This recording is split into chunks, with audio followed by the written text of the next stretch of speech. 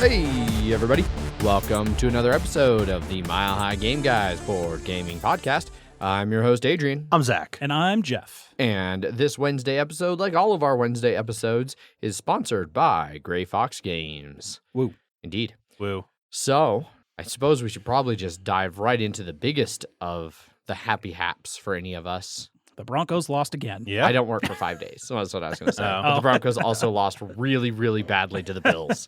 Like, The Buffalo Bills are doing well this year. the Buffalo Bills are doing They're well like this year. 8-1 or something crazy. Yeah, but they statistically in the matchups, like their defense was worse than the last two defenses that we actually played pretty well against. And no, they shut us down. They fucked us real hard. So, I mean, are the Broncos done being a football team yet? Are they just going to dissolve the team or? They're definitely not going to dissolve the team, even despite the fact that we would have to win out to not suffer our third losing season in a row, which is like unheard of for the Broncos. Uh-huh. Despite that, we are still one of the most winning teams in the last like 30 or 40 years. Gotcha. So we're still. But when do they take that horse out back and shoot it? Well, hopefully they'll do that to John Elway sometime between now and the draft. Because good God, I'm over that experiment. It was fun while it lasted. He got us a Super Bowl, you know. As a GM, he got us 2 Super Bowls as a quarterback. So he's gotten us 3 of our Super Bowl victories. Our only 3 Super Bowl victories.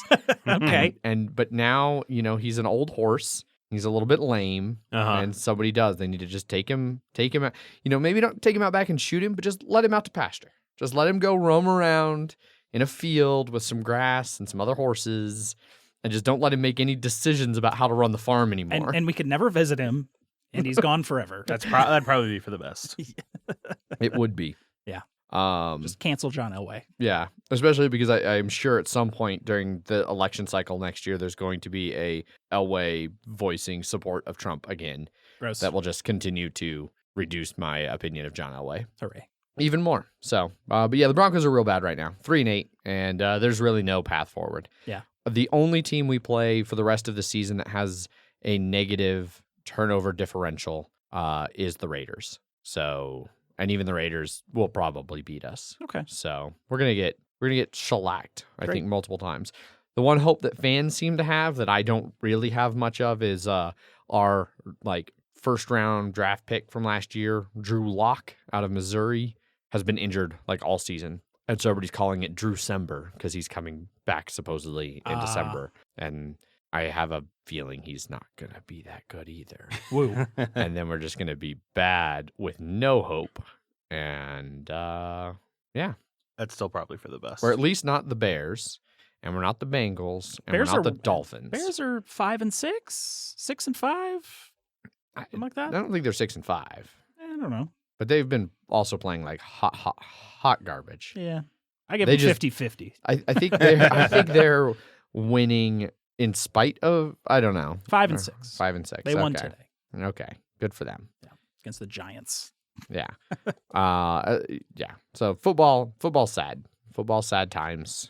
I don't really care about football right Football sad times. now. Luckily I was busy today, so I didn't like watch the disaster. I just occasionally kept checking my phone to be like, Yep, still it's- losing, huh? It's worse. It has somehow gotten worse.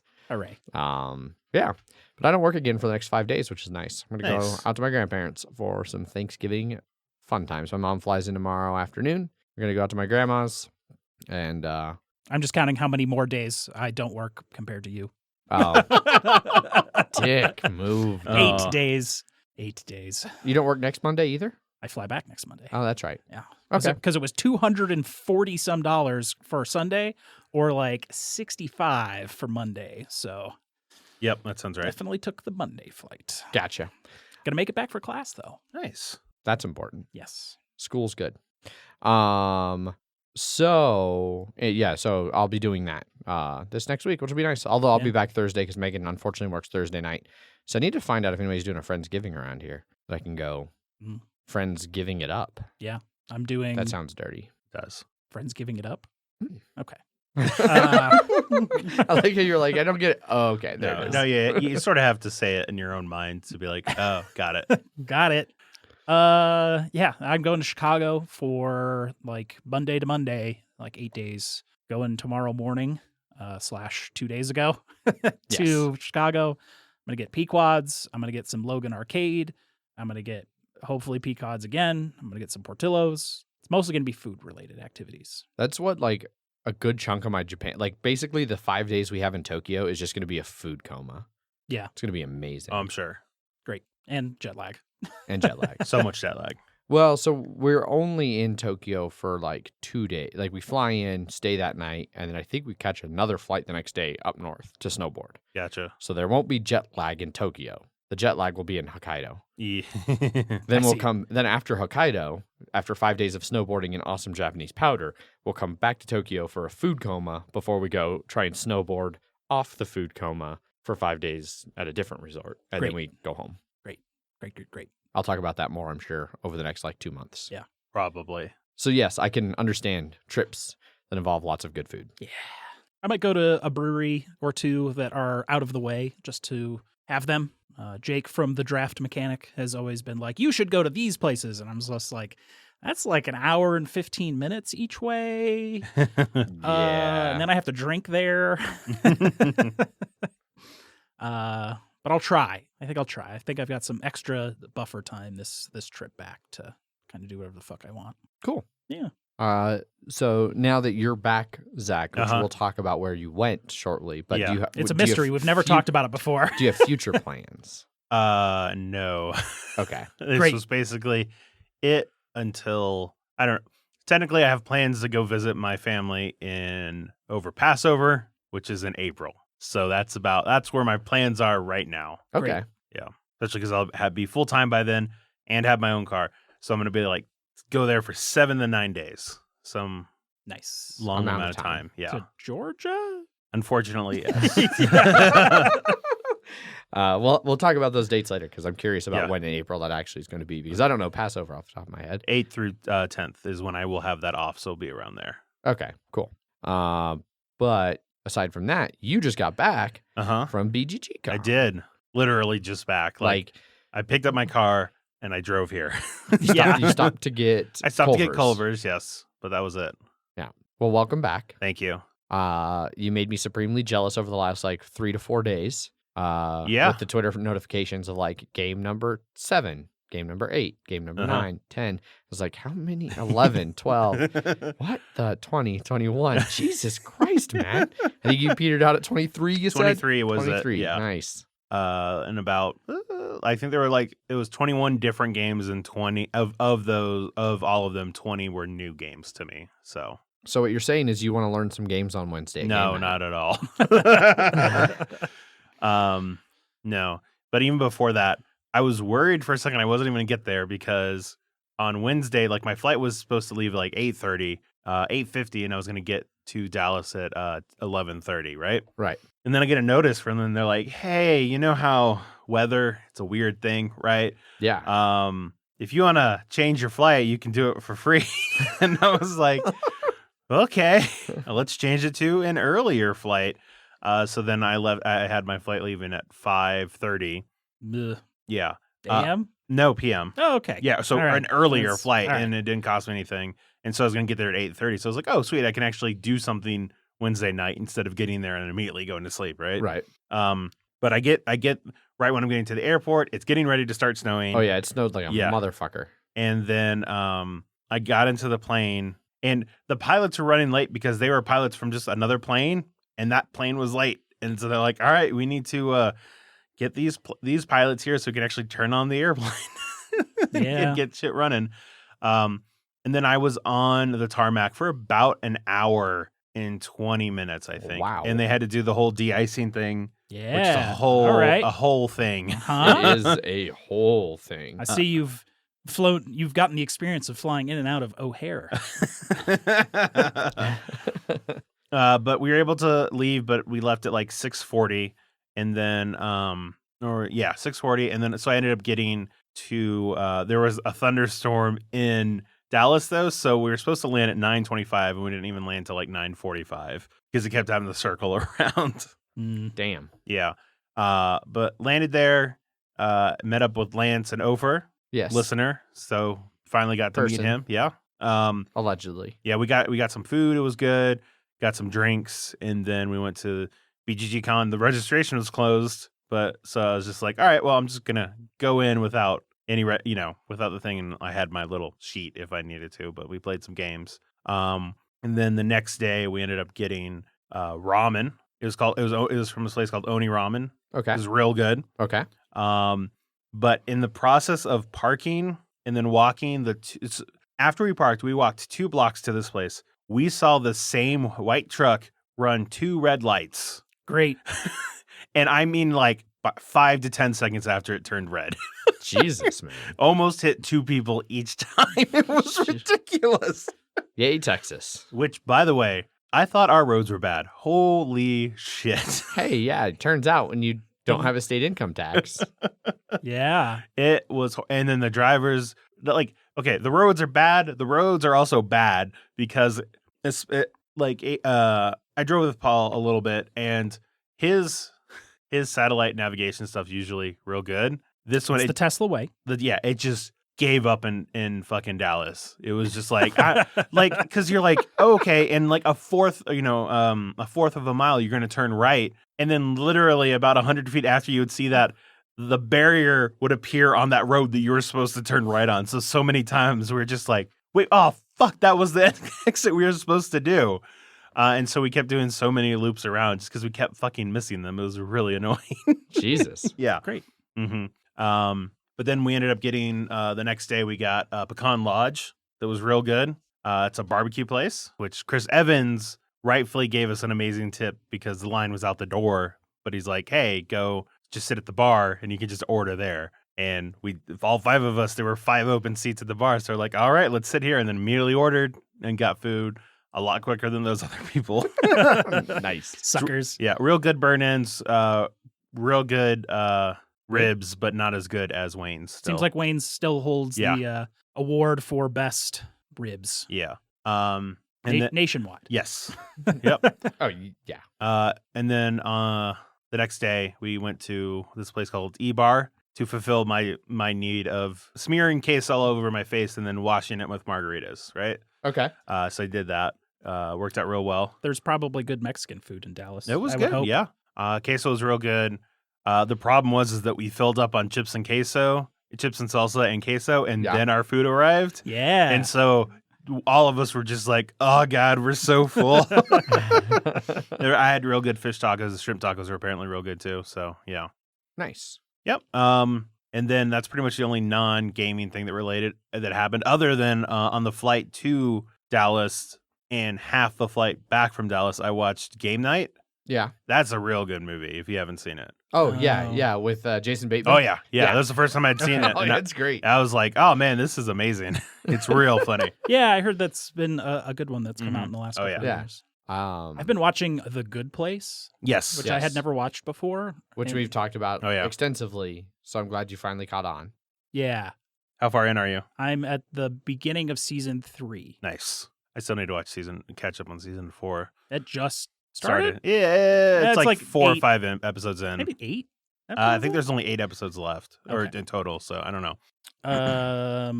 Yeah. I got a movie recommendation from I was watching the Red Letter Media's yearly movie catch up. Yeah. And he had watched a movie from 2017. It's a Japanese movie called One Cut of the Dead, I believe. It's Okay. So it's a movie about an hour and a half long. The first 45 minutes is shot in one take, or edited to look like it's shot in one take, but is that style. But it's about this like crazy Japanese director making a zombie movie, but then actual zombies start happening. Oh, I know which one you're talking about. Yeah. I haven't watched it yet, but I am. I watched the first couple minutes of it, but I haven't gotten through it yet. Okay. Gotcha. I'm excited to get that. Ooh, one I've in. heard I'll good have to things check about that out too then. Yeah, it's apparently a very good zombie movie. Yeah. And don't look and you can't look anything up about it. That's all I heard is just the first 45 minutes is a one take like zombie movie that zombies happen in, and don't look up what happens. Nice. Yes. Yeah. Okay. Because you watch Train to Busan, right? I love Train to Busan. Yeah. I started watching that. I never finished it, but I heard that one is also very, It very is. good. Yeah, It Train to is Busan's real good. Yeah. I just kind of want to watch The Lighthouse again. I know, right? Good. It took me a long time to finally decide, but I'm good with probably never seeing that movie ever again. Got you. You eventually were going more towards the Paul side of things. I see. Unlike more towards the Paul. Yes, but more towards the Paul. but I still think it was a great movie, and I'm still really glad I saw it. I would rate it highly, but I would rate it highly in the same manner that I would rate like Requiem for a Dream highly. You've seen it, and you don't really need to see it never again. need to see it. Like American History X has been like on Netflix or something, and it's like, no, don't need to watch anybody fight a curve. You don't want to watch the exquisite acting of Edward Furlong? Yes. Also no. Edward Furlong. Yeah. So, I've seen them, and I don't need to watch them. And Paul is losing his shit at this right Apparently. now. So, I feel I watched something else. I did something else. I bought a VR set. Wait, you bought the Index? Yeah. Oh shit. Yeah. oh yeah, you so were saying you were going to do that. I bought a Valve Index. Okay. Which is the nicest VR I used. So you're telling I me bought used. Okay. Oh, okay. I did not pay full price for a That's- Valve Index. But you're telling me I can probably talk to Whitney. I can get her kicked out in a couple months, and then we can just come on in, Jeff. Yes. And my living room has enough to do room scale. I think it's about a little over 7 by 7 foot room scale. I set it up wrong the first time, where it auto tells which side is front, even though you're supposed to like point at the monitor when you're doing the room setup. But then I didn't notice it had rebversed it, so I was then looking away from both the base stations, so it wasn't tracking very well, and I was just like, what the fuck is going on? Why am I looking away from where the base stations are all the time for like the default setup? Gotcha. And it's because I fucked up the room setup. Gotcha. I unfucked the room setup. Good. And it is currently working great. Nice. Cool. When are you leaving? Let's see, 8:55 a.m. You Okay, should have brought all right, it so over, yeah. so we could have set it Well, up here that's- in the stream. No, that's not how that works. All right. So I'll be by at 7. I'll be at the airport probably for like an hour Okay. before that. Oh, your flight is at 8:55. My flight is at 8:55. Okay, I'll be there like 5 a.m. I haven't gotten a ton of time to mess around with it yet. It just came in Friday. And it was fun. I did a little bit of the free stuff, the Valve, the lab, which is kind of like basically Portal aperture science setting. I went to Iceland. Nice. And somewhere in the Rocky Mountains. I played around with Google VR, and I immediately stopped playing Google VR because it made my eyes really, really hurt. Okay. Because it's Google Maps, but you can like fly around the world. Yeah. Like, and go down to street level and just kind of see everything. You can go. Or you can be like Godzilla and be like, but it really hurts. And anytime you touch any button on the left trigger, it goes from you standing vertical to you flying, like looking down at the ground instead of standing on the ground. Gotcha. And so it was just constantly doing that every time I hit the like analog stick on the left controller. And I was just like, all right, I'm done. I can't do this, especially because you start flying like that and it's like, I'm standing on nothing. And there's a big globe in front of me, but you can zoom in literally anywhere in the world and be like, I want to see what's going on there. Yeah. Cool. Then I played the hand simulator? hand simulator. Oh yeah. From them, which it's just teach because the Index has individual finger tracking on the controllers because they strap to your hands, and then you don't actually have to hold the controllers; they're just on your hands. Okay. And it has individual finger tracking. Nice. And this is sort of the thing they made to teach you how to do the individual finger tracking. And it was very funny. It was like a corporate businessman. It's like, give me a handshake. And then he's just doing the, yeah, yep, and he'll do it as long as you shake his hand. But they also have grip strength. So it knows how hard you're gripping something. And so it's like, now give me a really hard handshake. And then you rip his arm off. And he's like, oh, God, you still have it in your hand. Why are you doing this? And then we're just like, That's exactly what I did. I was like, It was fun. Nice. I bought Arizona Sunshine because it was actually 50% off right now. And I heard that's one of the best VR stuff out there. Nice. Zombie shooter VR thing. Gotcha. Yeah. Cool. I have that on my wish list. I didn't know it was good for VR. It is only VR as far as I knew. Oh, really? Yeah. I did not know that either. Well, it's good you didn't buy it then. Yeah. Correct. Instant refund. Or you'd have been like, I guess I gotta get a VR now. I mean, also, sorry, yes. sorry, Megan, not going to, not spending anything in Japan. Well, I just wait a couple months after Japan. Yeah, right. Sorry, Megan, not fixing the Forerunner. Yeah, Getting a that VR set. That sounds better.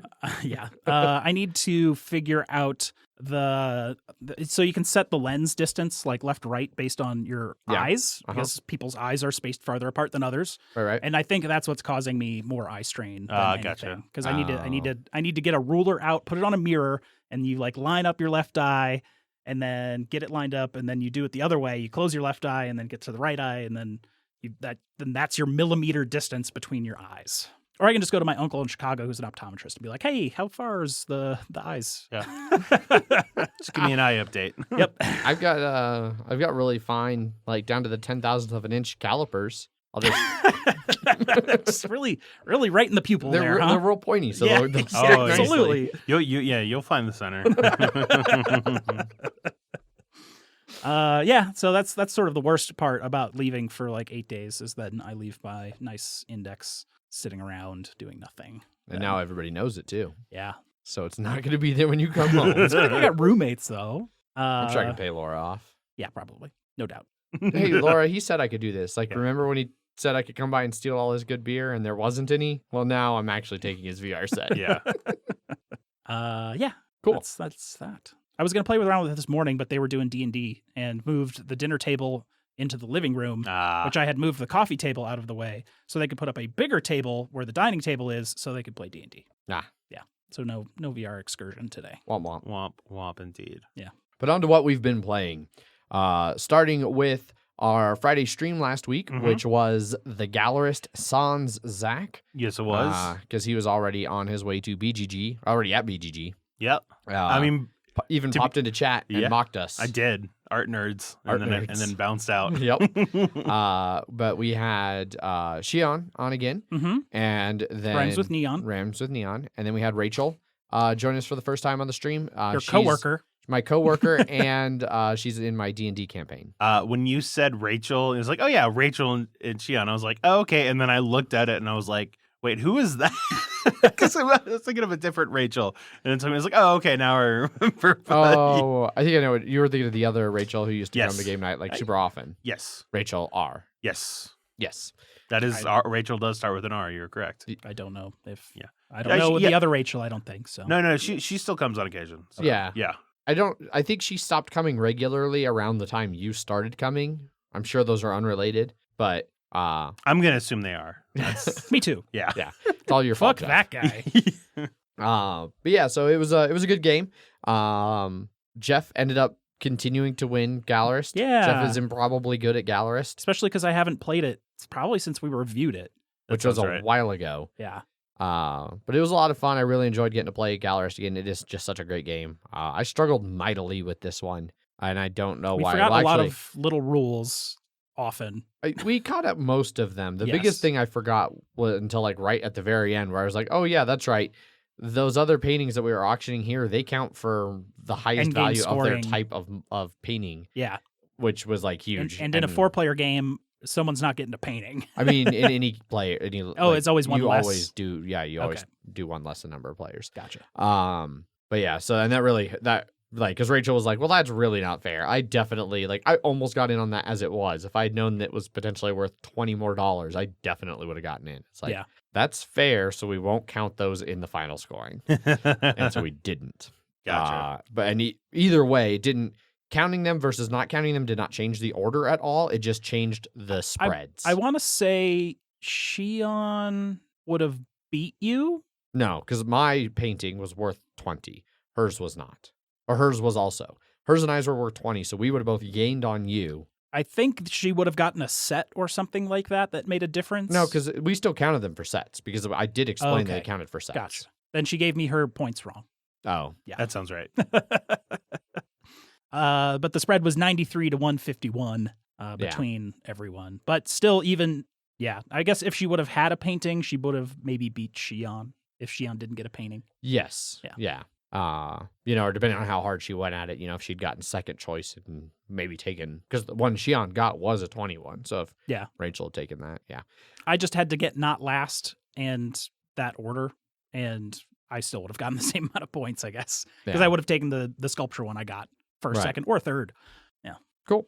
Yeah. Yeah, it was a lot of fun. I enjoyed it. I want to play it more. I'm going to listen to Just the have to- audio because apparently, as the beginning of this stream showed, we had audio issues. And if those are in the stream of Gallerist, then I won't load it onto YouTube like I was going to, Yeah. and we'll re-record a Hopefully, new game, And then also play with all the right rules. and hopefully play with all the right rules. hopefully it wasn't trying to record literally all of our audio off of a webcam sitting next to a computer fan.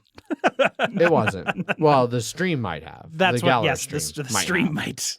Because remember when I was like, "Hey, this is really echoey," and you're like, "Oh, this is no, it sounds fine," because you were sitting close to it.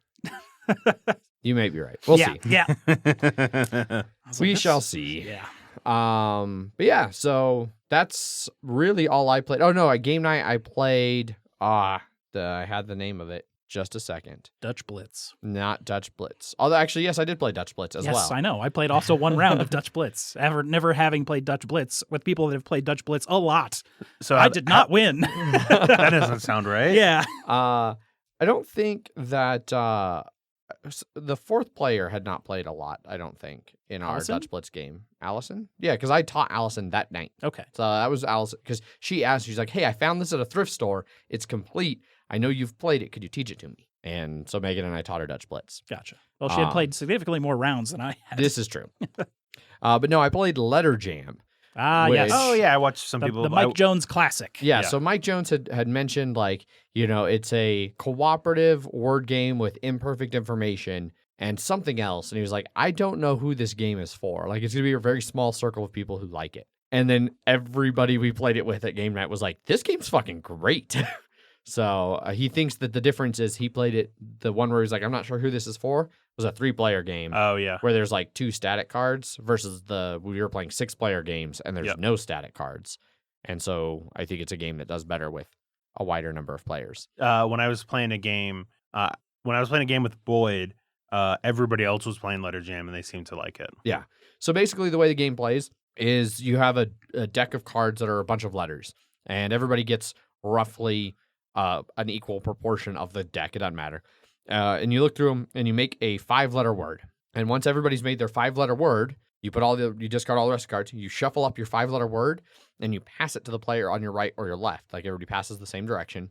And then that person spreads them out, jumbled up, face down, so they don't know what the letters are.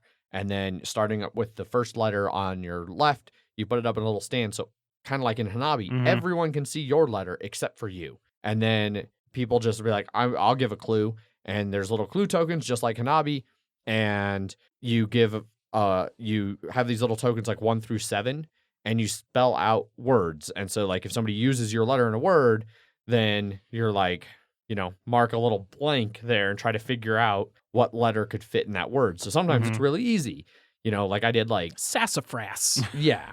I did cowboy, which was like really good for giving somebody's W and somebody's Y. But then like later in a clue, I did some 3-letter word where like I realized that the middle letter, the consonant in the word, Megan, like it could have been like 5 different consonants. Oh, it was no. like, yeah. And especially because this one, the rule is any word. It doesn't matter. Like acronyms, mononyms, whatever nyms, like What was proper that? nouns, everything. What was that formal ferret letter game? Oh, Wordsy. Wordsy. Yeah. Is that kind of what you're doing? You're trying to just make a word out of the words you have, except you don't know your letter? Yeah, so you're basically trying to figure out what your letter like. So yeah, somebody else like I could do a word and I'd basically use whatever letters but my own. Yeah. And then you would try to guess because you could see all the other letters in the word except for your own letter, and so you try and guess what yours is. And you have it has really nice little sheets, and so you can kind of keep track of the words that your letter's been used in.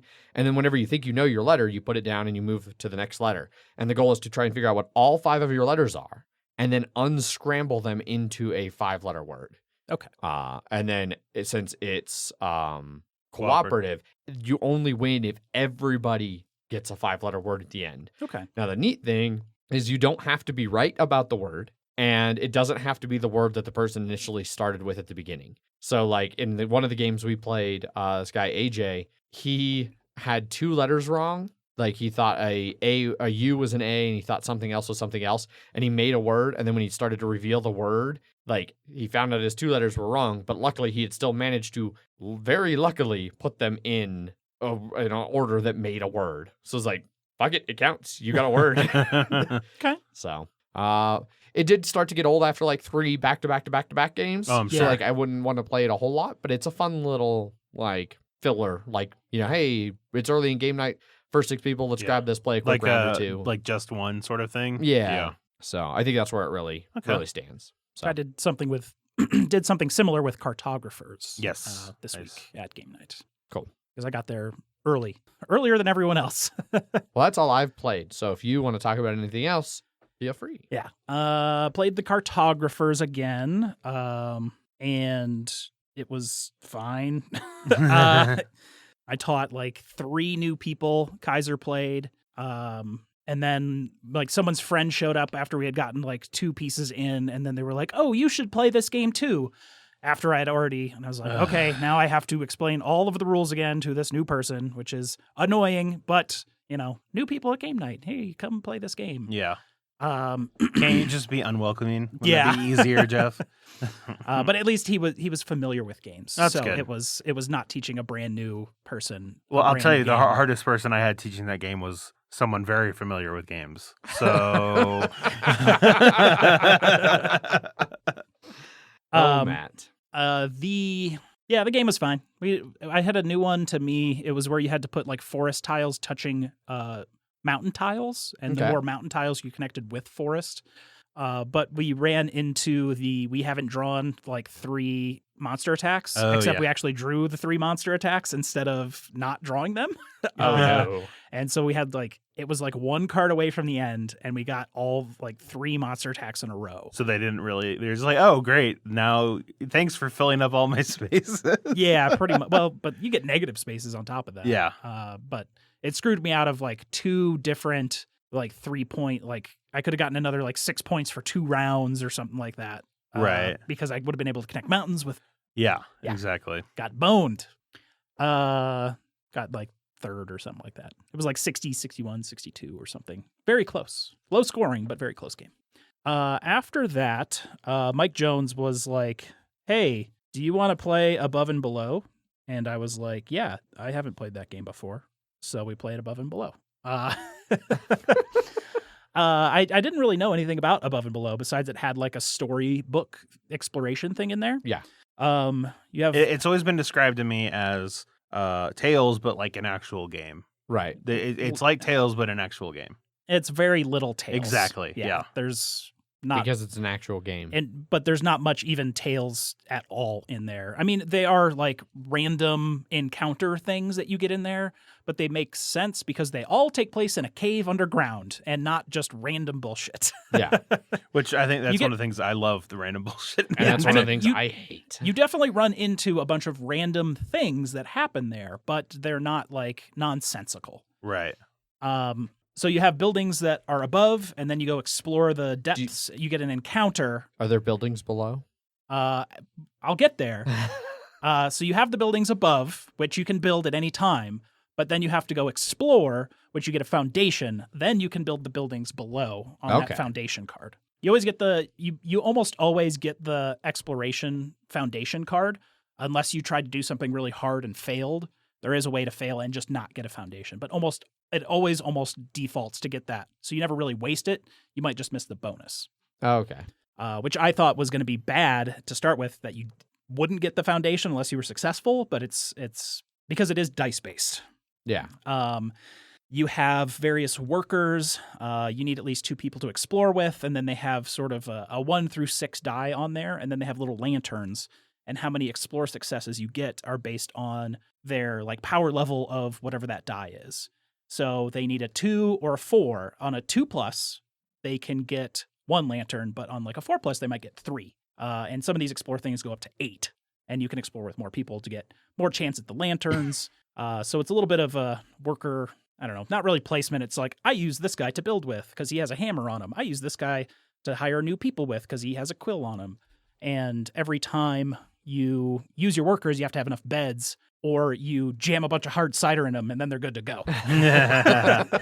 Seems right. Yeah. And you can also injure them to get additional success per person you injure. But then they take 2 turns to come back unless you have elixirs that will move them back into the rest area and then back into your full worker pool.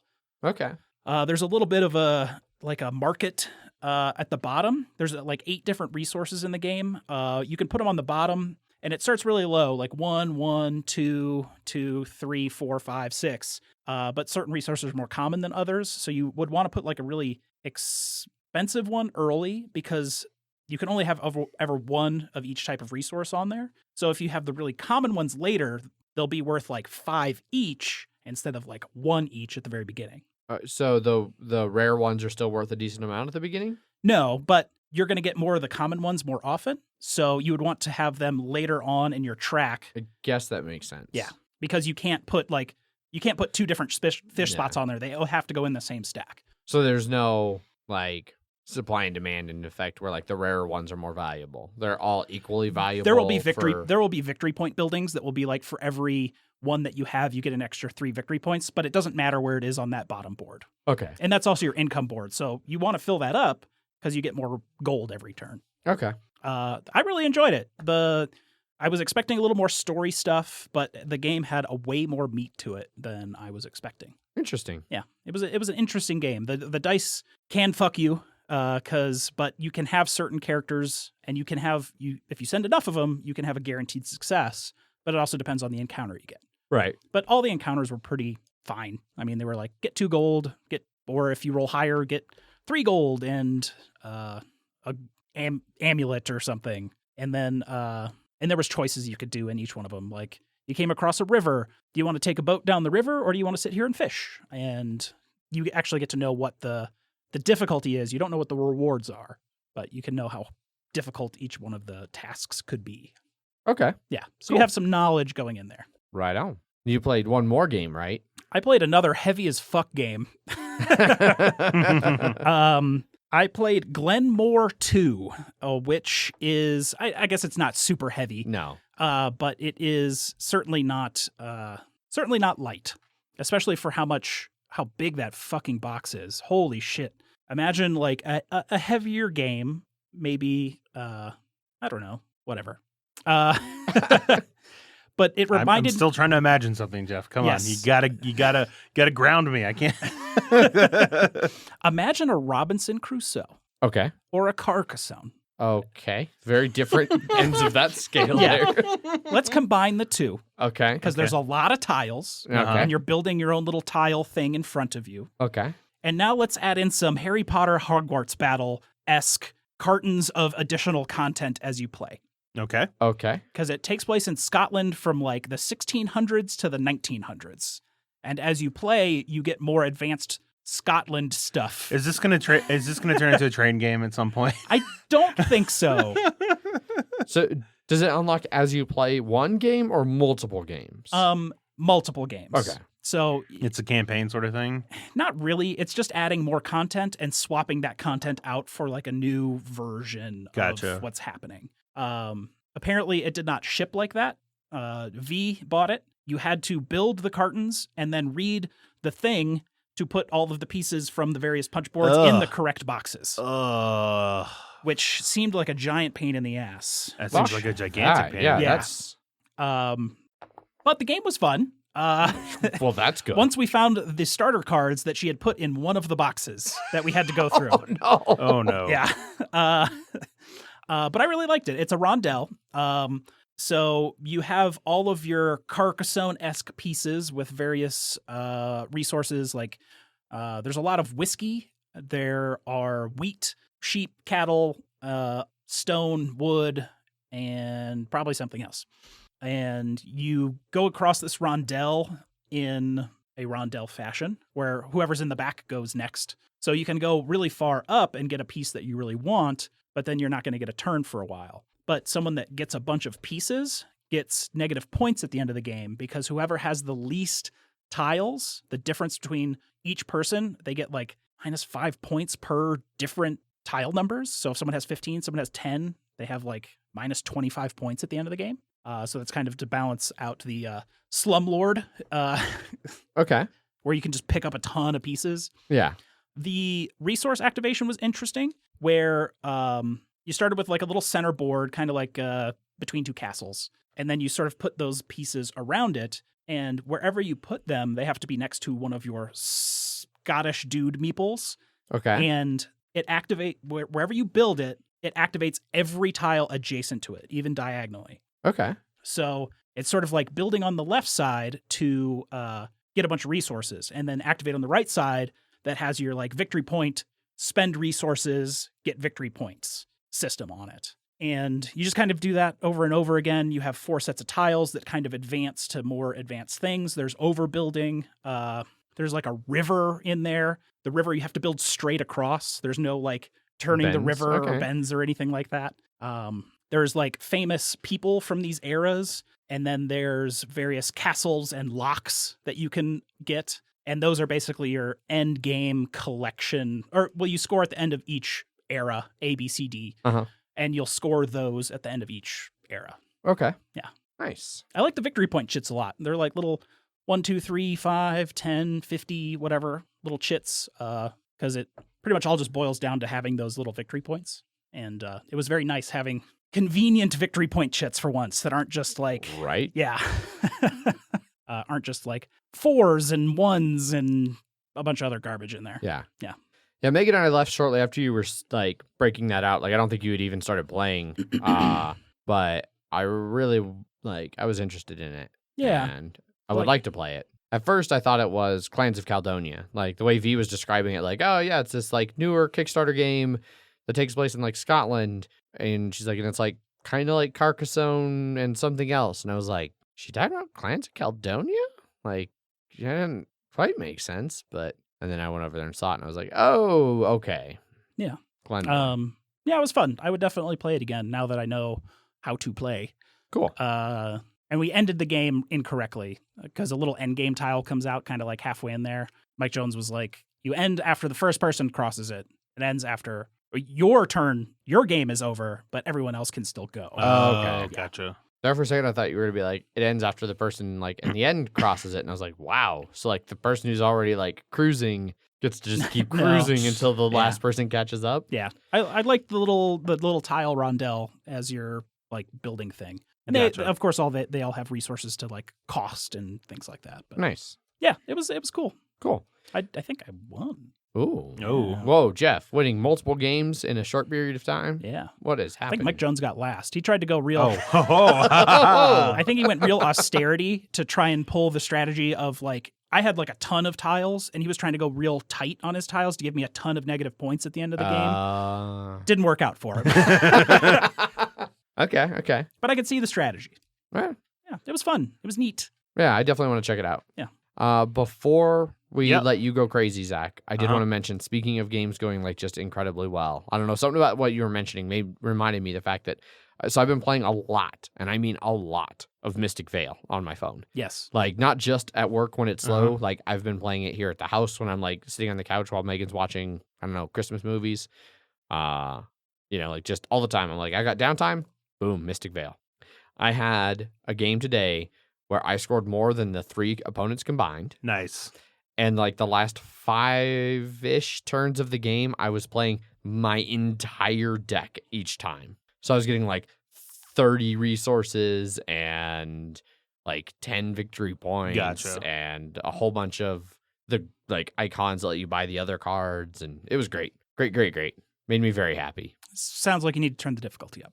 I actually had just bumped it because I sent a picture where I was like, I keep winning. Like I sent a picture like, that I'd won pretty handily. And I was like, I think I need to bump the difficulty. I bumped the difficulty on 2 of the 3 opponents and then had that best game of my life. Okay. So I'm slowly refining some kind of strategies about like where to place things and how to do things that I think are really coming together for me. Yeah. Starting to identify what's good cards and what's bad cards. When it's okay to take a spoil token. I would do much better in our spoil token game that we had on the stream. Oh, I'm sure. Now, after playing like 20 times since that stream. Yeah. So, All of my conclave decks have been separated out Good. as well. nice. Yeah. Yeah, definitely wouldn't mind playing more in real life too. But the app's great because it just like, It handles all that shit for you. Yes. Yeah. Although I did learn it doesn't. So like some of the cards you had were like, if you spoil, gain some points and take another turn, it doesn't auto do your next turn. So you have to sit there and be like, next card, next card, next card, next card. Stop. So, but yeah, that's now officially everything I've been playing. Okay. So Zach, 23 games in 23 minutes. No, I will. We'll see. All right. I'll try and go. There are some I want to dive a little deeper in, but some of them I don't. It's Right. fine. So the first one that I played this is on the first day, was Hadara, and this is basically it's sort of a set collection game. You basically draw these cards, and they're going to give you points in different different colors. It's like money, culture / military. It's military, food, technology, and then random whatever bullshit. And you're basically playing these cards. You're trying to buy them, and any ones you can't buy, you have to sell to get more money. And you're just basically trying to get as many cards as you can, but you have to have enough food to pay for the people. Otherwise, you have to start losing the cards. Okay. Which is not good. And each round, you draw. It's basically 5 cards set in a circle, and in the center of that is a rotating cardboard chit thing that has each person's symbol on it. Okay. And so, like, if I'm picking one from blue, Jeff is picking one from red, and you're picking one from yellow, and then like no one's picking green or purple. Then after we pick and choose there, then we rotate it and move so everybody gets a chance at getting those cards. Okay. Did we talk about this? Yeah, we talked a little bit about it. Yes. Yeah, Z-Man, right? Yes. Yeah. It was enjoyable enough. I lost that one. But it did have some, you definitely had a lot of choices, a lot of things you wanted to try and focus on, and you couldn't do as much as you wanted to. But it was all right. Okay. Next one I played was was Rail Pass. All right, so this is the train game that Ofer and I played. Okay. Rail Pass does not sound like the name of a game I would have ever expected you to willingly play. Well, that is because it's a game where you have everybody starts with all of these goods, and you are trying to get them to your. It's a cooperative game, so obviously that's already I'm a little interested in it. Right? Okay. You have these little good cubes, and they're different colors, and you're trying to get them into all these different train yards. So if you're playing like 3 players, everybody has 2 train yards. So I had like black and white, and then someone had like blue and yellow, and the other one had like red and green, right? Okay. And you have these trains to put the cubes on, and then you have to physically hand the trains to the other people, except it's through these little tunnel things and over a bridge. It's a dexterity game, basically. Okay. And my favorite thing, and it's such a stupid thing. I like they ended up playing it later. With like more people, and I think it. Yeah. Okay. Yes, that's it right there. Yeah. Is that when you're handing it to somebody, obviously your train is they make noise, so you have to make a noise when you hand it to them, and it's toot toot. So we would just be like toot toot toot toot, like handing them around, and then like someone would have multiple people toot tooting at them, and they're like, "Oh God, Jesus Christ!" Because you have 2 hands, so you can only hold 2 trains. Oh, you only have 2 hands. It's weird, right? And you have a bigger train that can hold more cargo, and a smaller train that can hold less. You have 2 different rail lines on yourself. You have engineers that are colored to each station, and so like the white engineer can go to the station to the left of it or the right, but that's it. So if I have like this train that has red and green cargo that needs to go all the way around to you, I have to park them, transfer engineers, and then keep passing them around, and you have to keep doing that. And so it's real time too. It's 10 minutes. Yeah. Okay. It was pretty ridiculous. It was pretty fun.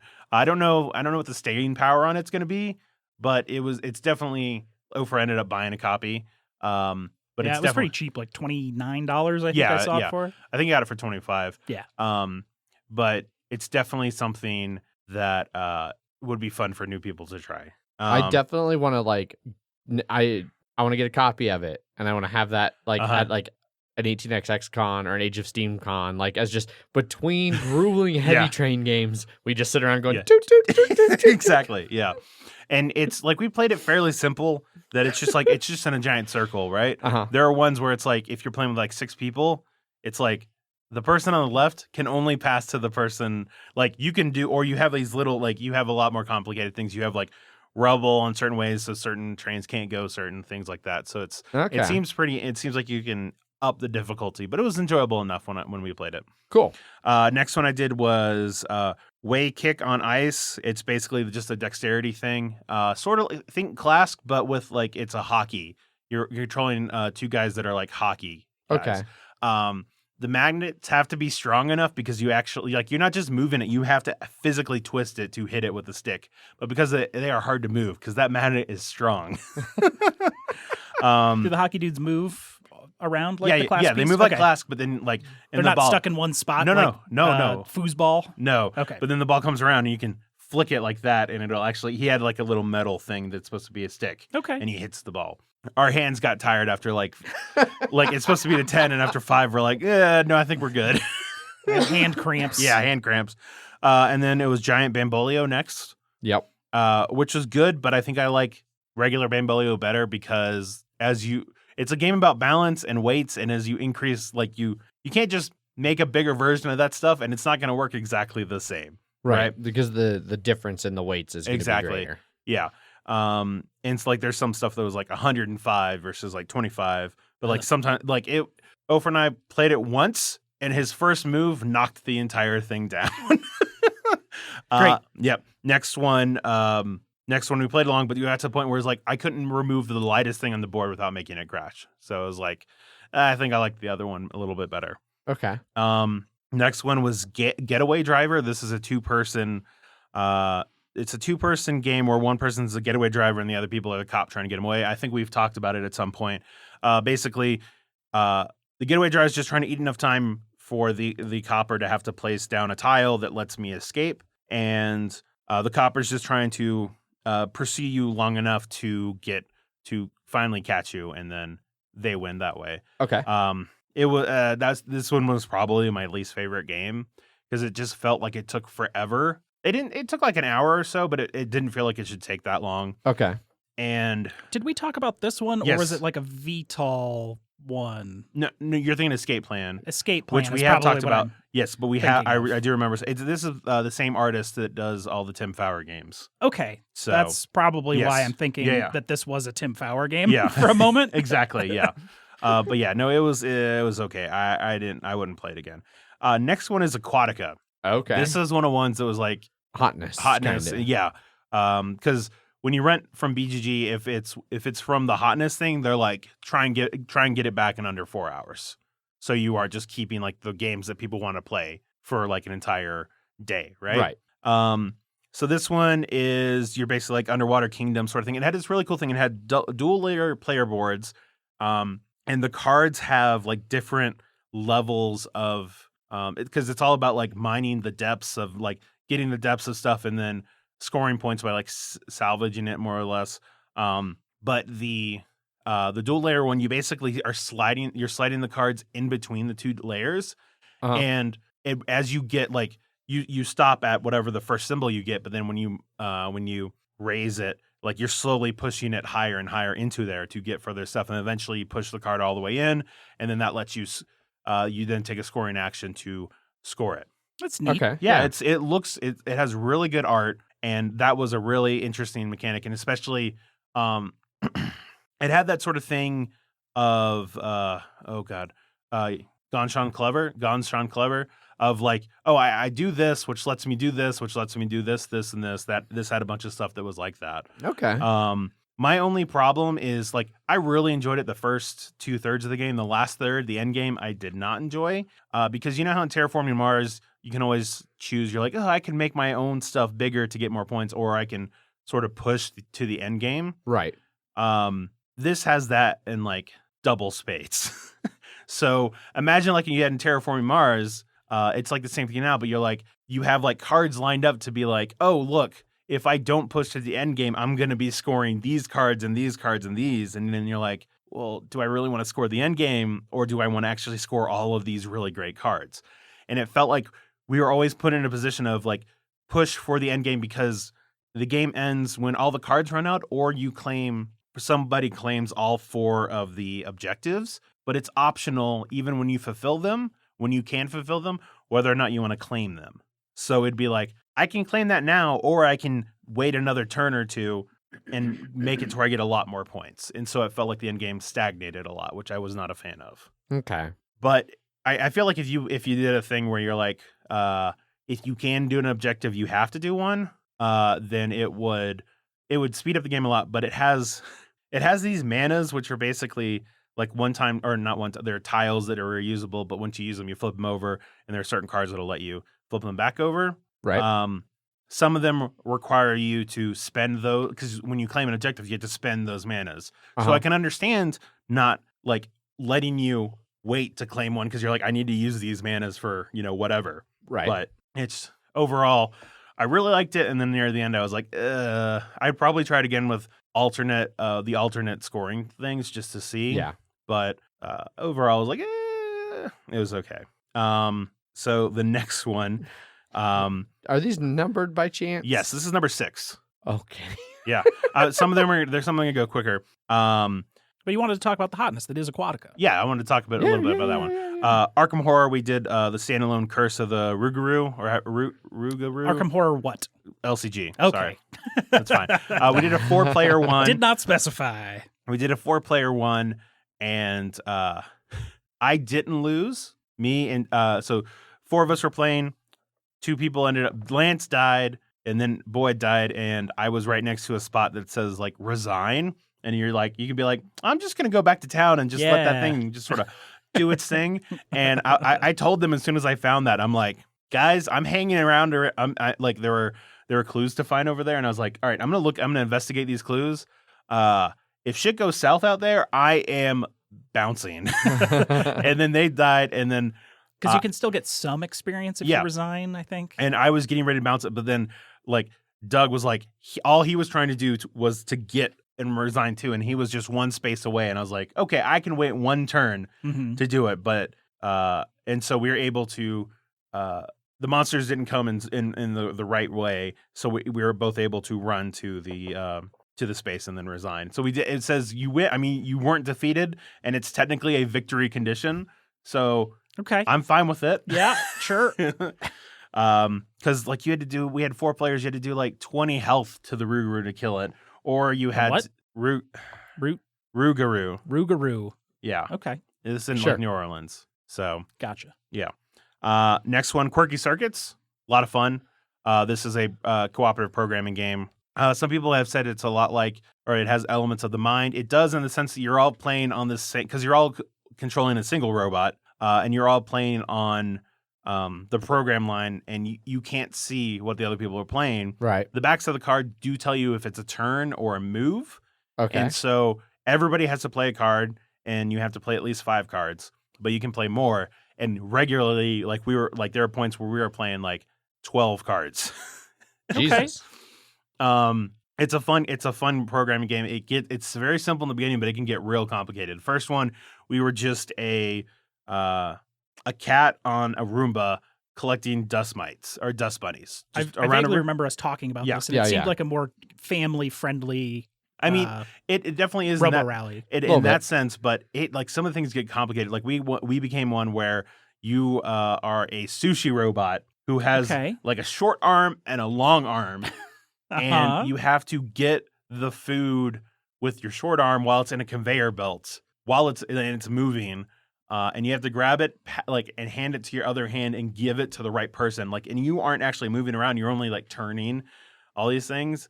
And some of them look like they will get really complicated. And it's like 30 plus scenarios in there too. Okay. So it's definitely one of my favorite games that I played. Okay. Nikki Valance. Yes. Next one, Taverns of Tiffenthal. Okay. Yeah. This one is a dice drafting and sort of deck building game in the sense that you're having customers come out from this deck, and also that's where you're like barmaids and stuff like that are going to help you. And each of this server or each of the customers will have like a 3. I remember talking about this one because Yes. this is like a very German kind of Wolfgang Warsch himself. Yeah. Yes. No. This was a lot of fun. I like it. Really? This is probably there's 1 or 2 of my favorite games that I played. Okay. When afterwards, Paul and I talked, and we basically came to the thing. I was going to buy Taverns, and he was going to buy Quirky Circuits. Yeah, he mentioned in chat he's buying Quirky Circuits. So, And so I really love how the board, like, it's very modular, and like you get your thing and then you have all of these things that connect to it to make it look like a tavern. Everything, you know how I like things that mesh well together. Shit, yeah. This meshes the fuck out of itself. Mesh fucking. Yeah. Really just smooshed in there. Yeah, just really smooshed in there. And it's just I really, because I don't know. I think I was talking to Paul. I think it is. I feel like it'd be a game that you would enjoy, and then because it is, like I said, deck building in terms of getting the right cards out at the right time, and then also getting the right dice to match those cards. Like the last turn, you could have a real shitty turn because of the cards you got, and the dice don't match up, and you'd be like, "Fuck this game." Sounds like me. That sounds. But I 100% feel like me. yeah. But it was a lot of fun. I really liked it. Next one, Orleans Stories. I did not like this one, Okay. unfortunately. I do like Orleans.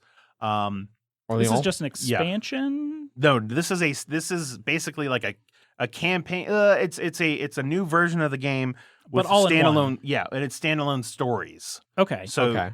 you have, like, the first one we did was the King's Favor. We're trying to become like the King's best friend, and so yeah. Okay. It goes place over 5 eras, this story, and you had to basically you had 4 rounds to, and that's basically 1 year for this instance thing. And by the end of the year, you had to complete the objective they had set out for you. Okay. So it's like, hey, you've got to control land. You need to get some lakes because King likes fishing, and you need to have enough money to get like the hunting rights so that you can actually go hunting out with you. And so it's like it's basically giving Hunting rights. I thought Yeah. you said honey rights. Oh. That's And what I was- heard as well. okay, hunting rights. Is that going to be a medieval beekeeper or? You say that like it's a bad thing, Jeff. I mean, But it was very tough. Now, we did realize that we were playing sort of wrong halfway through. Just That in might- terms, well, okay, I'll tell you this. So as it goes on, like you start to get more and more points for like building things. Like first era, you only get 1 point. Like in the 5th era, you get 5 points for building something. The building yard is not a build. But okay. it's a building action is anything that requires wood. And so that's kind of like you're building a church, you're building a village, you're building a fortress, that sort of stuff. Okay. And we didn't realize that, and so we were playing that it was the building yard was a build action because it has the word built in it, right? Sounds about right. Yeah. But Lance ended up losing in the 2nd era because he wasn't able to keep up with the what Way to was go, required. Lance. Yeah. And so this has player elimination. So like Oprah and I just kept playing. Like we're just trying to, yeah. And so it ended up being one thing, as I had to get a monk. I had to send him basically as a representative, and I had to build a church, which requires a monk. And my entire last turn, so in that era, we got access to a monk. And then in that turn, I could not pull a monk from my bag once at all. So I couldn't get either one of those. And so I ended up losing because of that. Super lame. Yeah. It seems like a lot. Yes. I'm curious to see what the other story would be. But so like it was like $80, and I'm like, oh, that seems cool. Definitely wouldn't pay it for that. Yeah. So I've seen some pre-orders for like $58 to Yep. $60, but it seems huge. yeah. Like Oh, box. it's a very big box. Yeah.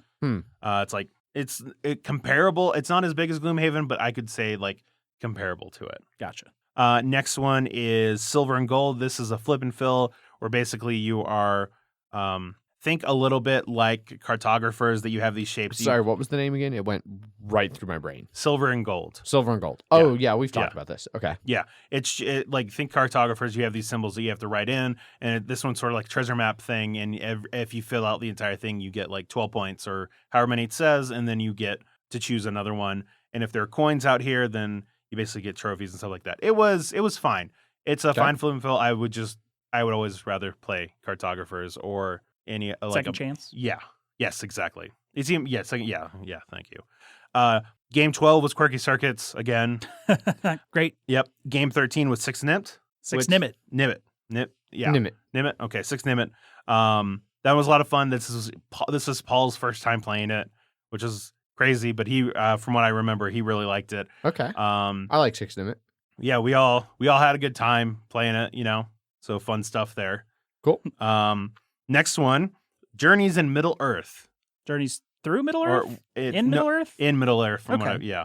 And so this one is as I thought it would be, basically Lord of the Rings Mansions of Madness, right? More like sort of. I mean, it's it's based on the same thing, but playing it, you basically have this big overworld, like your adventure, or you have these different areas that you're basically going through, and it works very similar to Mansions of Madness. Okay. Because you have a map in the middle, yes. but it's mostly just like what terrain you'll be encountering in or something like that. I mean, it's basically just areas that you're trying. Like the first thing we were doing was we were trying to catch thieves. So they're like this area that, like, as we explored, more areas started showing up. Things like that. There's like or interact tokens. There's enemies that pop up. There are but there's a people to talk sideboard to. for like that combat, right? Yes. So that is like a different. We didn't actually do that because it was going to be the second part of the scenario. I see. So we were looking for the thieves, and then the next scenario was going to be us fighting the thieves. Gotcha. But you can still fight in the giant map. It's just that one is a lot more tactical from what I've heard. Okay. It's more like a boss battle versus mobs. Exactly. Yeah, no, these guys would show up. And so the combat in this one, you're not using dice, you're using cards. So you basically, like, say your agility is 4 and that's what you use to attack with. You draw 4 cards, and if any of them have successes, that's going to be a success. If some of them have basically this leaf symbol, you can spend. It's basically like the clue in Mansions, where you can turn the clue into a success, right? Mm-hmm. And everybody has weapons that they're like, hey, if I have 2 successes, I can do 5 hits on it, or if I only have 1, I can only do 2, stuff like that. Monsters have hit, and you can stun them. You can do all that stuff. I ended up. Can I see? Because I assume that's the game you have pulled up there. Yeah. The overworld. Yeah. And like little quest things would come up, a little like Ofer, he found this guy sort of crying, like this big guy sort of weeping a little bit, and he's like, what's wrong? And I was like, I lost my bears. And then like, all right, I guess. And then you could be like, I don't want to help you find your bears. Good luck, man. Or like Ofer decided, I'm going to help your bears. I'm going to help find your bears. And so as we're exploring, like little things would pop up, and they're like, oh, there's probably a bear over there. You should go help them out. And then eventually, like, we were able to save the bears, and Ofer talked to him, and then he got a title of like friend of the bears or something, some weird shit like that. Very original. Yeah. I've heard a question from the chat. What was your fellowship named? Oh, yes. So I just assumed Zach was like saving it.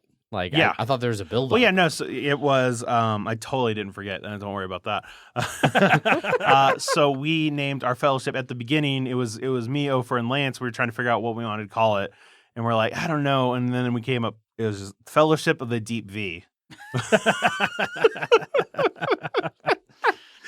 Yeah. And it was great too, because it kept them like, all right, the Fellowship, you do this, the Fellowship, you do that. And they're like, they get it. They get it. They get it. I'm gonna make sure that I never play a game with Ofer ever. Great. Did you hate the theme? I honestly can see like that. It felt different enough that I can see someone owning both of them, Mansions and this. Okay.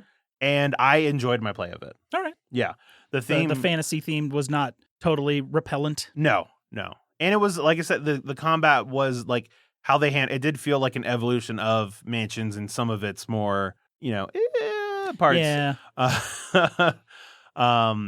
Like I really like the cards, because especially you scout each turn. Like each turn you look at 2 cards, and like you can prep them because each of the cards have skills on them. So it's like, oh, one of mine was, because I was Legolas, keen eyes. So instead of being attack adjacent, I can attack 2 away. Okay. But it's gonna have like a success on it because it's usually a good card those are tied with. So it's like, well, if I use this card, then I can't use it as a success in my deck. And so I'm sort of, it's not pure randomness. Like, you have an idea of what's in your deck and how many half successes you have. So, looking for things to go for and stuff like that.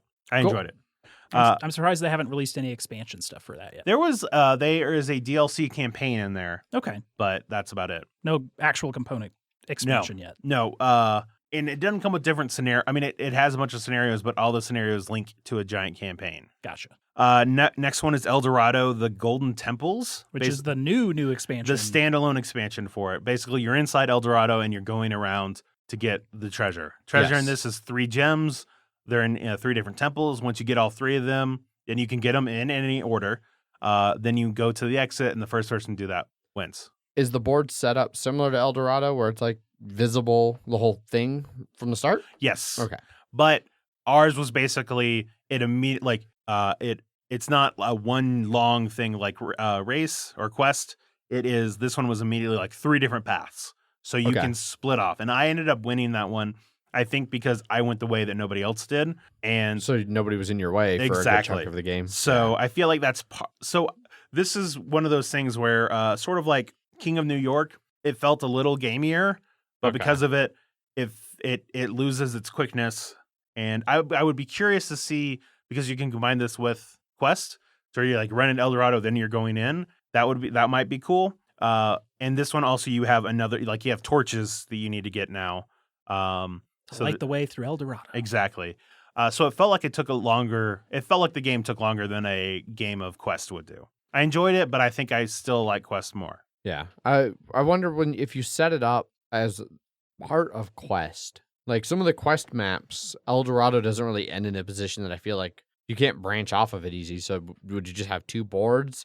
And then, even then, is it like you play Quest and then whoever wins that and then goes? Or is it like as soon as you hit it, you're now in that temple and everybody else still has to get to the temple and then get into the temple? So in the game, it has different maps and it's you combine them. You literally combine them. And you can combine it with curses as well. And it's like a real big map at that point. Okay. So, yeah. Well, we have a table big enough that we could actually maybe play that. Maybe. Perhaps. Next one is Android Netrunner. This is one of the games that I made with Boyd was like, I would want to play this. And I was like, okay. And I'll make some decks.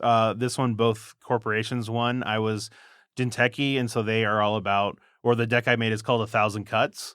And it's just about just doing so many little damage to Boyd that he finally killed himself, or that he died from it. And I take it worked out that way. Oh, it worked. It was great too, because he just kept taking my agendas, and I'm like, that doesn't bother me as much because I have a lot of little agendas in there. Anytime he takes an agenda or I score an agenda, he takes a net damage, which anytime I do net damage to him, I pull a card out of his hand and throw it in the garbage.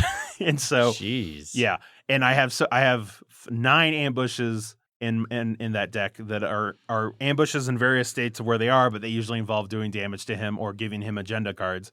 But how I killed him was I was able to score basically how it's supposed to work is like I do enough shit for him that he has to take a turn to recover, and then I can use that time to score, like, because most of my agendas in there are like 3, like they take 3 advancements. And so this one is called Philotic Entanglement, which is a 2/3 that when you score it, you do 1 net damage for every agenda in the runner's score area. Oh my God. And I do the one because I scored it. So he had 2 cards and he had 3 agendas. So I did 3 net damage there and the 1 net damage for scoring it. And I was just like, yeah. Now this one would be easy counterable by certain, if he had gotten his console out earlier, they'd give him more cards. That'd have been great. Or if he had something to help protect net damage. Yeah. So, okay. Yeah.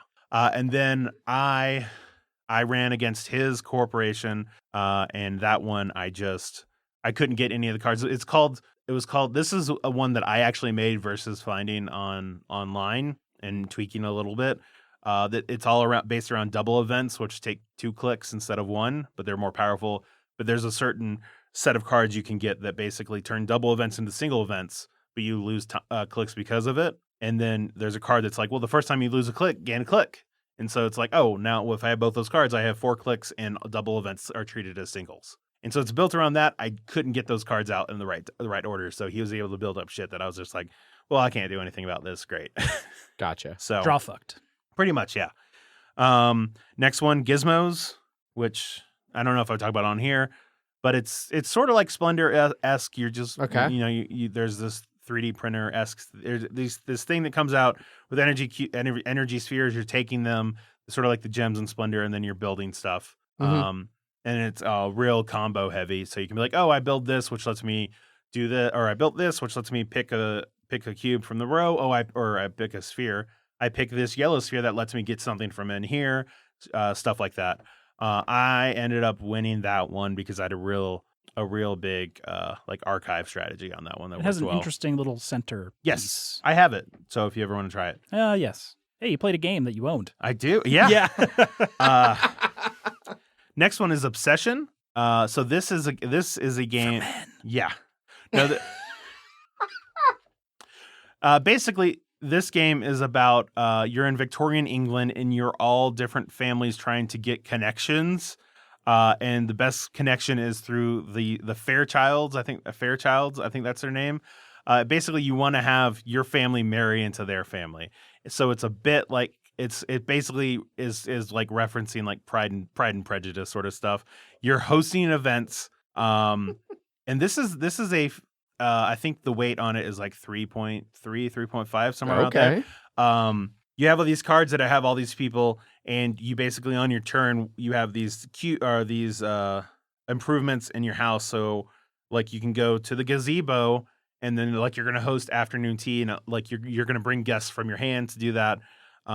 There are the gentries, as they call it in here, are basically British people, social upper class. yeah, but not nobility. No. And so you're bringing them with you, and they will usually gain you reputation or money or give you access, connections to new people, either casual guests or prestige guests. And you're basically every 3 rounds you have a courtship with one of the Fairchilds that everybody's trying to compete for, and it's like based on theme, and so the theme are basically related to your improvements underneath. Okay. And then you. Like whoever has the best in there gets some points from them, and you get their card and stuff like that. And basically, after the 16 rounds, whoever has the most points becomes like engaged to their family or whatever like that. Okay. It was a lot of fun. Yeah. It's pretty brain burny. I think it's gonna be something I'm gonna pick up. And it's real. And we were I think it makes it better when you are like getting into the theme. Of like you're going to afternoon tea, and it's like, oh, and obviously who's joining us is the Wadsworth, and Lady York, and this person. Like there are some guests who are like have negative points because they're of ill repute, including American heiresses. And so you can, and like the lady of the house can like dismiss guests, and you just like get into it, and you're just like it's like, oh, Miss Sarah Farnsworth or whatever the name was, like she tried to come do this, and the lady was just like, this is just not how it's done, and kicking her out of your hand and stuff like that. And it was, I think you would enjoy it. Okay. There's a lot of stuff you have to balance because you have to have the right servants, because they have to be attended to. They can't just walk around willy-nilly, like, right? So of course not. Yeah, exactly. And yeah, it was a lot of fun, but it was the last game we played it at last night on Saturday, and so we were all just like, oh, Jesus Christ! And we kept figuring out rules that we were getting wrong too, and it was just like, oh, God damn it, about right. But we all enjoyed it. Cool. And they're doing a late pledge right now on that game, so the expansion and the second edition of it are on Kickstarter late pledge, and I might be grabbing that. Yeah, there is a first printing out there. Yes. What was it again? Obsession. 19 was Quartz. This is sort of a push your luck game about trying to get gems from a bag, but it has a lot of take that stuff to it. It's the game I know the rules to and never played. Yes. And they have rethemed it into Snow White and the Seven Dwarfs. Oh, this is the game. Gotcha. That is that game. This one, it was all right. There was definitely some interesting parts to it, but played it earlier today, and then I played Silver and Gold again, and then Belrati, which is this. It's sort of like Codenames, except you're on your teams. You basically it's fully cooperative, but there are teams. So there are like art curators, and then the actual like artists. So like the curators, like to the artists, like you'll grab 2 different paintings. So say like one's a light bulb, and then like one's a ladder, and you're like, okay, artists, give us 5 paintings that will work well in this gallery with these 2 cards. And you have you have hands of like 9 cards, and you're trying to figure out, the other artists are trying to figure out what you want to play. Obviously you're not showing anything specific to each other, but you're, it's like, oh, I think I have a couple good ones, blah, blah. And you play them down. And then there's this fake artist, Belrati, who puts 4 random cards into your pile, and then it gets shuffled up, and then the curators deal them all out, and they try and figure out which cards. Basically, they're trying to figure out which cards are Belrati's, but which cards belong to which of the galleries, right? Like the light bulb versus the ladder and stuff like that. It was pretty interesting as well. I'd be curious to see what it would be like with more people. Right. We just played with 4, and it goes like 3 to 8. Yeah, BGG was saying it's best at like 6+. Yeah, no, it totally seems right. Yeah. But it's definitely interesting. Like, it has that codename things of you see people discussing that thing, and you're just like, stone face. You can't. They're like, oh, Why? this. Yeah. And you're like, oh, this power tool thing, that's obviously for the light bulb because of that. And you're like, no, the ladder because of the thing. Or it's not. light bulb. Yeah, exactly. And then the last game I played was just the game. The game. The game. And we got to 1 point. Nice. Yeah. And so there's actually one last game that I forgot to mention. So just to make it a cool 24 is Set and Match. It's a dexterity game based around tennis. Nice. You're basically rallying each other. There's a bunch of triangles. That's the word. A bunch of triangles on the board with different values depending on where they're at. And on the left side there is a tug of war type of thing. A 0 in the center, and then it's like +1, +2, and then a point on each person's side. And if you ever get that number to the point, then you get a point. And then it otherwise functions like tennis. Okay. It was interesting. I liked it. When you say functions like tennis, are you hitting tennis balls at each other? No, you're hitting a wooden tennis ball. Oh, okay. Wooden tennis ball disc. Okay. Yeah. How they had it set up was just the big neoprene mat that Paul was like ended up wanting to get, and then he went to go buy it at Fun Again Games because they bring a bunch of Essen games for real expensive. Yeah. And Not that that's an issue for Paul. No, but then he goes there, and then they're like, yeah, but it's actually on just like a game board instead of on a neoprene mat. He was super salty. Mm. Also not something I believe about Paul. I know, right? He's never salty. Yes. And so just for reference, what the other people were playing in there, he played Food Chain with the expansion. Yep. Catch-up mechanics. Which he didn't like aspects of it. Yeah, he said he wasn't a fan of the new milestones, but maybe it's, It may have been because he thinks it broke the Guru opening, which is the opening he went for. So, and then he played Classic Cultures with expansion as well. That was his first time playing it, and he said he'd definitely play it again. He enjoyed it. Newton, which I think they liked it. No idea what that is. It's a medium weight Euro. yeah. Sure. And then Grand Austria Hotel. I've heard good things. Bus. They played it. Is the new capstone release of a long out of print Splotter, 20th anniversary, I believe, that I have been desperate to get to play. And Paul and I were going to play it, but then we couldn't squeeze it in. And then he really rubbed it in my face that he went to BGG Con and played it with everybody there. And they played it on the new board, which looks a hell of a lot better than the old board. And Lance was on your side about he actually liked the old board until he tried to play on the old board, and he's just like, oh, no, the new board's so much better and so much clearer. Huh. I hadn't heard, maybe he just hadn't talked about it, because I remember him saying, I think I like the way the old board looks better. Oh, yeah, then he played it the next day. And he was like, nope, I'm done with it. They also set up twice because Nick in Slack was like, you guys are fucked if you play with that.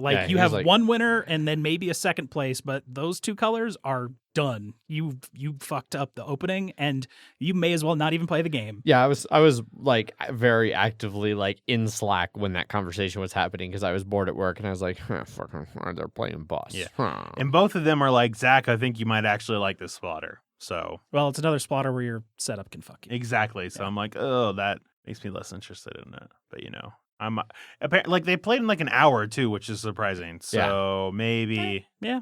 I mean, if it's short enough, I could probably play it once, and then we'll see from there. Oh, geez, don't go out of your way, Zach. I definitely will not be going out of my way to play it. Yeah, that was it. I bought these geek bowl things right here. Little rubber things. Yeah, rubber things that fold up. with? They fold up into a bowl. It's cool. They're nice. Neat. Yep. Adrian has all of the root. Zach's a great friend and got me these awesome bags for my root characters. Just the base game and the first expansion. Yes. So I'll have to track down some sweet baggies for the mole people and the Corvids. I'm sure BGG will be more than happy to have you purchase that from them as well.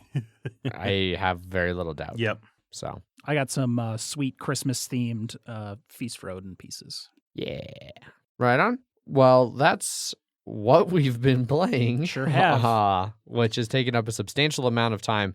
I think we might just bail on Kickstarter today. We had no news anyway. It was a slow news week. Everybody's at BGG Con. Yes. So we're just going to officially bail on Kickstarter, but we're not even really to that point yet. Jeff, do you have a bloody minute? No. Okay. Closed out the season, got second seed, Ants in first seed. Everyone else is playing around for the rest of the playoff spots, which will shake out by today, I guess. Okay. Yeah. Or next Sunday. Next Sunday. Next Sunday. Okay. Yes. So you'll probably play after you get back from Chicago. After I get back from Philadelphia. Oh, so you're not playing for a while. Yeah, I'm not going to be playing for a while. Okay. Because I have a bye week. Okay. Yeah. Cool. And then obviously no Kingdom Death Hour. I will have because- Kingdom Death coming back from Chicago. Going to Yeah, do the I'm- all-day affair with the crafter of music, CJ himself. Yes, indeed. So that officially wraps up what we've been playing. Yes. There was no news because of BGG Con, and Yeah. because this episode is running long after Zach's 24 game expose. We will be skipping Kickstarter this week and coming back with Kickstarter again next week. Or, well, not next week. 'Cause we're not 2 weeks 2 from weeks now. from now. Yeah, we're going to be taking next week off for the holidays. But I won't be here. and So. yeah, Jeff won't be here. I know, Wes, Metal Dice, you can wait 2 weeks. The Kickstarter will still be going, and we will still talk about the sweet, sweet Mistborn Metal Dice. If you love Metal Dice, go look at the Mistborn Kickstarter. Just search Mistborn on Kickstarter. You'll find it. It'll be there. But Gold has a stupid power. Huh? The Mistborn Gold. The gold alloy power. I don't remember what the gold alloy power It's you is. can look into the past and see what you could have done. So it's basically the power of regret. I had forgotten that. I was reading through the metal dice and I was like, that's a stupid one. Yeah. Or you can have iron and be able to like just shoot people like Magneto. Yeah, iron's pretty great. The Mistborn mythology is really cool, especially the way they did it over like different eras, but whatever. Moving on to listener feedback, starting with emails. Emails at milehighgameguys.com. We have this email from Paul Kim. Not that Paul. This Paul is probably nicer. He'll yell at the chat far less. This has been a long time coming. Meet up at PAX U? Hey, Mile High Game guys with random capitalization. I've been a committed Patreoner since June last year, and I've avoided the ever-beloved words of spite from Zach, who always reads emails to me. Yes, you, Zach, not Jeff. Of course, not Jeff. But now my day of reckoning has come. I have smited your Patreon with all the power vested to me. I'm ready to face any and all non-existent music. And before you get your go, I must first say, fuck you too, guy, in response to you, Jeff. I'm glad I continue to support this content. It's been genuinely entertaining. Oh, and is anyone going to PAX Unplugged? I'm going to PAX Unplugged. I will be at PAX Unplugged. Yeah. I know nothing about Paul Kim, except that he sucks at capitalization in a correct order that would be recognizable as English. Well, don't forget that he means so little that we almost forgot about this. I barely even knew you existed. Yeah. Your day of reckoning was something that we just almost forgot to do.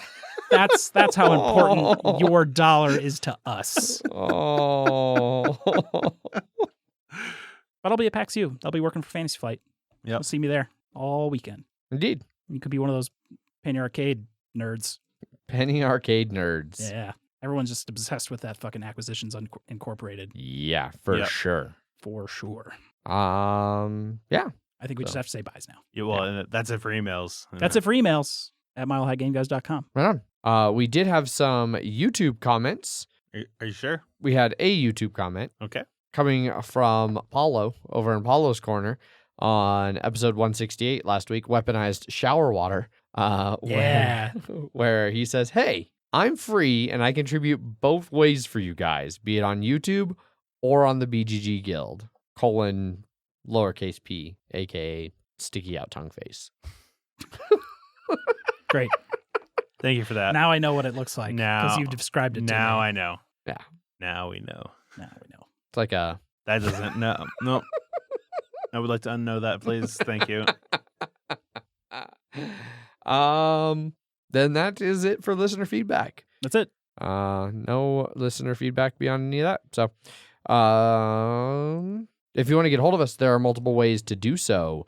You can send us emails. Emails at milehighgameguys.com. You can follow us over on Twitter, where I tweet under @MHGameGuys. I am Zach_MHGG. And I'm Jeff_MHGG. Also, you can see all of Zach's board games that he played on his Twitter, Yes. which is what he looked at to figure out what games he played. Yes. Yeah, it was just a constant stream of game number 2, game number 5, game number 23. Yeah. So, a bunch of games over there on Zach's Twitter. You can watch our streams on our Twitch channel, twitch.tv/MHGameGuys, where we, for the Wednesday episodes, we don't interact with chat as much, a little bit.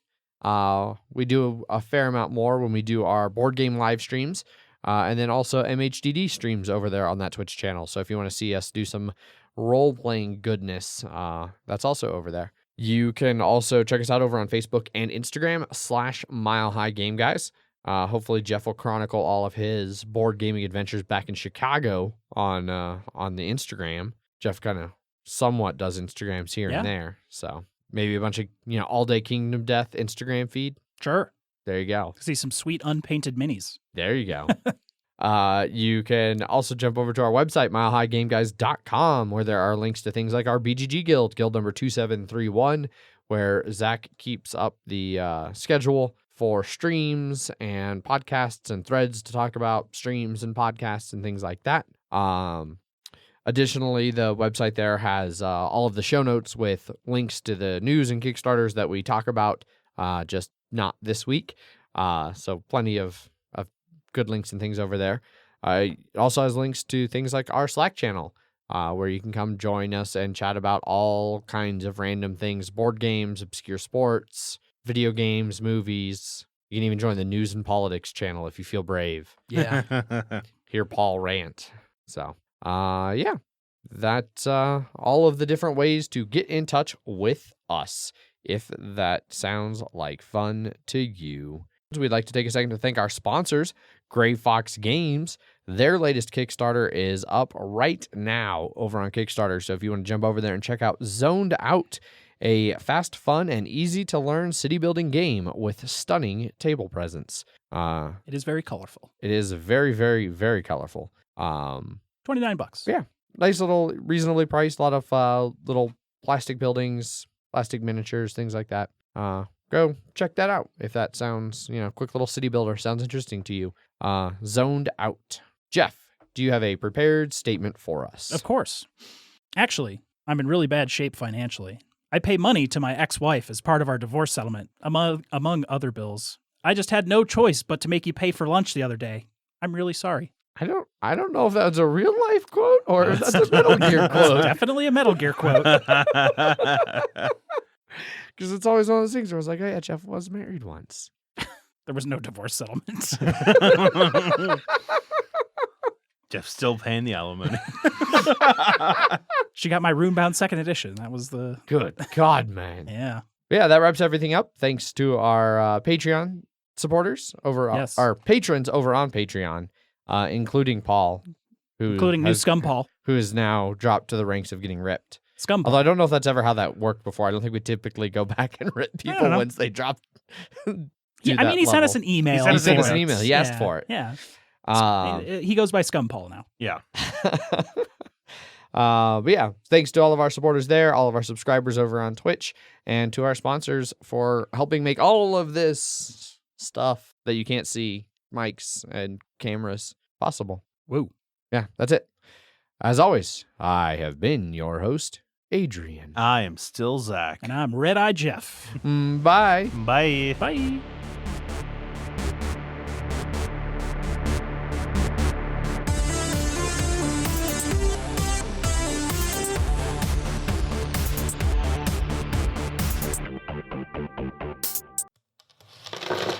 Punchboard Media, where we all bring something to the table.